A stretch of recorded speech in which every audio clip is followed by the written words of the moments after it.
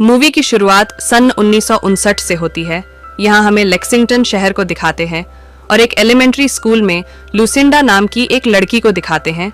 Lucinda बाकी बच्चों से अलग एक जगह पर खड़ी होकर आसमान की ओर देख रही होती है।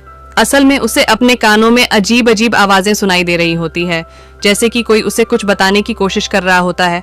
तभी वहां पर बच्चों की टीचर मिस टेलर आ जाती है और सभी बच्चों को क्लासरूम में चलने को कहती हैं, लेकिन लुसिंडा उनकी बात नहीं सुनती है। मिस टेलर के बार बार बोलने पर लुसिंडा क्लास में चली जाती है। यहाँ मिस टेलर सभी बच्चों को कहती हैं कि आज ही के दिन हमारे स्कूल की ओपनिंग हुई थी। मिस टेलर इस मौके पर सभी बच्चों को एक टास्क देती हैं, जिसमें बच्चों को 50 साल बाद की दुनिया कैसी होगी उसे पेपर में ड्रॉ करना है। टेलर आगे बताती हैं कि सभी ड्रॉ किए पेपर्स को एक टाइम कैप्सूल में रख दिया जाएगा और फिर 50 साल बाद उसे निकालकर तुम्हारे जैसे ही स्टूडेंट्स को दिखाया जाएगा।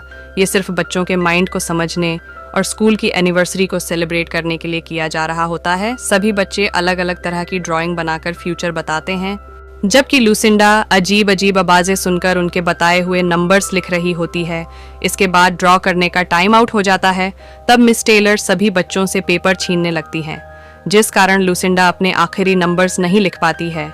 टेलर को बड़ी हैरानी होती है कि लुसिंडा ने ड्राइंग करने की बजाय नंबर्स क्यों लिखे हैं, लेकिन वो इस बात पर ज्यादा ध्यान नहीं देती हैं। इसके बाद सभी पेपर्स को टाइम कैप्सूल में डाल दिया जाता है।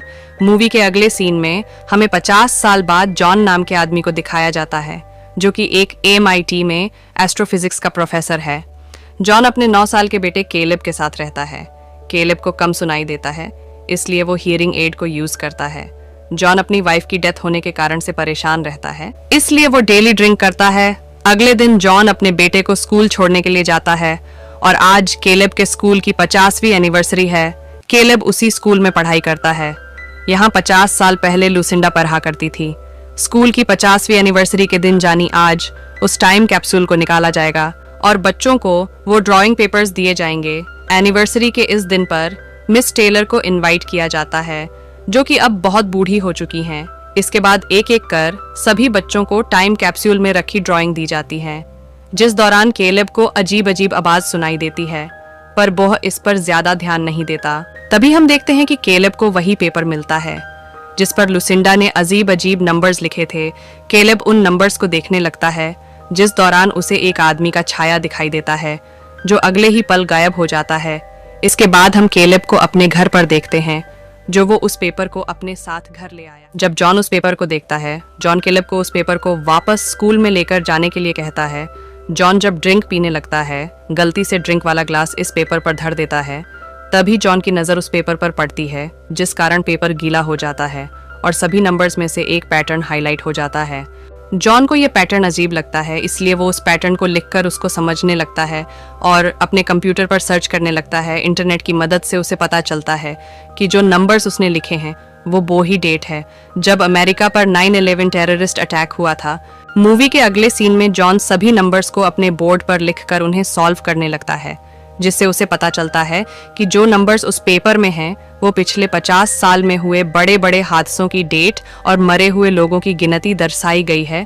तभी उसकी नज़र उस डेट पर जाती है जिस हादसे में उसकी पत्नी की मौत हुई थी। इसके अलावा उसे फ्यूचर में होने वाले हादसों के भी पैटर्न नंबर दिखाई देते हैं, लेकिन वो उन नंबर्स को समझ नहीं पाता। अगले दिन जब जॉन अपने बेटे को स्कूल छोड़ने जाता है, तो जॉन फाइल से मिलता है और उसे उन सारे पैटर्न के बारे में बताता है, पर फाइल उसकी बातों पर विश्वास नहीं करता। लेकिन अब जॉन डिसाइड करता है कि वो अकेले ही उन पैटर्न को सॉल्व करेगा, इसलिए जॉन मिस टेलर के पास जाता है ताकि वो लुसिंडा के बारे में कुछ जान सके। यहाँ उसे पता चलता है कि लुसिंडा बहुत घबराई हुई रहती थी, लेकिन उसको इसका रीजन नहीं पता चल सका। इसके बाद मिस टेलर बताती हैं कि लुसिंडा ने कई साल पहले आत्महत्या कर ली थी। जॉन को यहाँ से कुछ ज्यादा इन्फॉर्मेशन नहीं मिलती है, इसीलिए जॉन घर पर वापस आ जाता है। जब केलेब बाहर खेलने जाता है, उसे फिर से अजीब अजीब आवाजें सुनाई देती हैं। तभी एक अनजान आदमी कार लेकर वहां पर आता है, जो केलेब का पीछा कर रहा होता है। वह आदमी केलेब को एक ब्लैक स्टोन देता है और वहां से चला जाता है। ये देख जॉन जल्दी से बाहर आता है, लेकिन तब तक वो अनजान आदमी वहां से चला जा चुका होता है। जॉन केलेब पर गुस्से होता है और अनजान लोगों से दूर रहने के लिए कहता है। अगले सीन में रात को जॉन न्यूज़ देख रहा होता है। न्यूज़ रिपोर्टर मौसम के खराब होने की खबर बताती है। तभी जॉन उन नंबर्स को देखता है। जॉन उन नंबर को देखकर महसूस करता है कि कल के दिन कुछ हादसा होने वाला है जिसमें 81 लोगों की जान जा सकती है, लेकिन ये हादसा कहाँ होने वाला है, जॉन को कुछ पता नहीं होता। अगले दिन जॉन जब अपने बेटे को स्कूल में लेने के लिए जाता है, उस समय मौसम खराब हो जाता है और जॉन ट्रैफिक में फंस जाता है। जॉन जैसे ही अपने मैप को देखता है तो मैप के लैटिट्यूड और लॉन्जिट्यूड नंबर देखकर हैरान हो जाता है, क्योंकि ये वही नंबर्स थे जो उस पेपर में लिखे थे जिन्हें जॉन सॉल्व नहीं कर सका था। यहाँ पर जॉन ट्रैफिक में फंस चुका। अब जॉन अपनी कार से बाहर निकलकर ऑफिसर्स से कहने लगता है कि यहाँ पर एक प्लेन क्रैश होने वाला है। जल्दी ही बोह प्लेन क्रैश हो जाता है। जॉन अपने सामने कई लोगों को जिंदा जलते हुए देखकर घबरा जाता है और उनकी मदद करता है। इसके बाद जॉन अपने घर आता है। जॉन उस हादसे को याद कर परेशान हो रहा होता है, क्योंकि उस हादसे में उसकी जान जा सकती थी। जॉन केलेब को टीवी देखने से मना करता है, क्योंकि वो नहीं चाहता कि केलेब को आज के हादसे के बारे में कुछ पता चल सके। मूवी के अगले सीन में फिल जॉन से मिलने आता है और जॉन फिल को उन नंबर्स के पैटर्न को दिखाता है, जिस पर फिल कहता है कि माना ये हादसे इन नंबर्स के अकॉर्डिंग हो रहे हैं, लेकिन हम इन हादसों को रोक नहीं सकते। इसके बाद रात को केलेब के रूम में उसी अनजान आदमी को देखता है जो केलेब को विंडो की तरफ देखने के लिए कहता है। जब केलेब उस विंडो में देखता है और उसे जंगल में आग लगी हुई दिखाई देती है, जिस कारण जानवर आग में जलकर मर रहे होते हैं, केलेब उस सीन को देखकर रोने लगता है। जल्दी ही जॉन वहां पर आ जाता है, लेकिन तब तक वो आदमी गायब हो चुका होता है। सुबह जब जॉन लुसिंडा की बेटी डायना से मिलता है, जॉन डायना से लुसिंडा के बारे में कुछ सवाल पूछता है। डायना उसको कोई जवाब नहीं देती और लुसिंडा का नाम सुनते ही बिना कुछ कहे वहां से चली जाती है। जॉन अपने घर जाकर उन नंबर्स को देखने लगता है और उस हादसे की लोकेशन को निकाल लेता है और पुलिस को जानकारी देता है कि कल वर्थ और लफाया स्ट्रीट पर आतंकवादी अटैक होने वाला है। लेकिन पुलिस जॉन की बात को इग्नोर कर देती है। जॉन उस लोकेशन पर जाता है। यहाँ रेलवे स्टेशन पर जॉन एक आदमी को देखता है, लेकिन वो आदमी जॉन को देखकर भागने लगता है। जॉन उसे आतंकवादी समझकर उसका पीछा करता है। तभी वहां पर पुलिस उस आदमी को पकड़ लेती है। जॉन को पता चलता है ये आदमी कोई आतंकवादी नहीं बल्कि एक लोकल चोर है। तभी जॉन को समझ आता है कि यहाँ पर कोई आतंकवादी हमला नहीं बल्कि एक ट्रेन एक्सीडेंट होने वाला है। इसीलिए जॉन सभी लोगों को ट्रेन से उतर जाने के लिए कहता है, पर सभी लोग स्टेशन पर उतर पाते उनके सामने आ रही एक ट्रेन ट्रैक से उतर जाती है और दोनों ट्रेन आपस में टकरा जाती हैं, जिससे बहुत सारे लोग मारे जाते हैं। जॉन इस हादसे में से बाल बाल बचता है।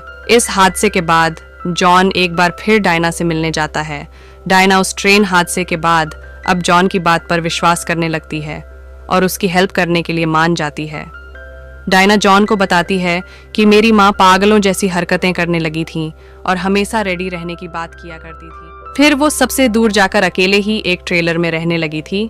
अब डायना और जॉन अपने बच्चों को लेकर उस ट्रेलर की ओर जाते हैं।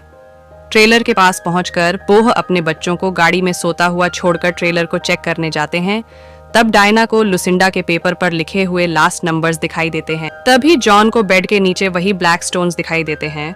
जब जॉन उन स्टोन को चेक करने के लिए नीचे झुकता है, जॉन को बेड के नीचे कुछ लिखा दिखाई देता है। जब जॉन बेड को ऊपर करता है तो वहां एवरीवन एल्स लिखा हुआ देखता है। अब जॉन को समझ आ जाता है कि एवरीवन एल्स का मतलब अगले हादसे में सभी लोग मारे जाएंगे। दूसरी तरफ कार में केलेब को फिर से अजीब अजीब आवाज सुनाई देती है। केलेब जल्दी से एबी को उठाता है। तभी केलेब देखता है कि उनकी कार के पास कुछ अनजान लोग आ रहे हैं। वो अनजान लोग कार को घेर लेते हैं। वो अनजान लोग केलेब और एबी को किडनैप कर लेते हैं। डायना को कुछ समझ नहीं आता। डायना बहुत इमोशनल हो जाती है क्योंकि वो एबी को खोने से डर रही थी। इसीलिए वो किसी और की कार लेकर उनका पीछा करती है, जिस दौरान डायना का एक ट्रक से भयानक एक्सीडेंट हो जाता है और डायना की डेथ हो चुकी है। इसके बाद जॉन डियाना की कार को देखता है। जॉन देखता है कि हर तरफ वही ब्लैक स्टोन्स पड़े हुए हैं।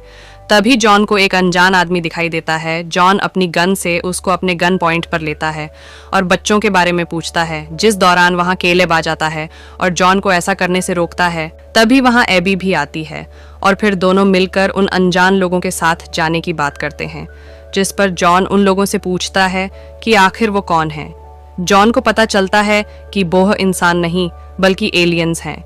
जॉन को समझ आता है कि सोलर फ्लेयर की वजह से धरती पर इंसानों का वजूद खत्म होने वाला है और वो एलियन इंसानों की प्रजाति को बचाने के लिए आए हैं और उन्होंने केलेब और एबी को चुना है।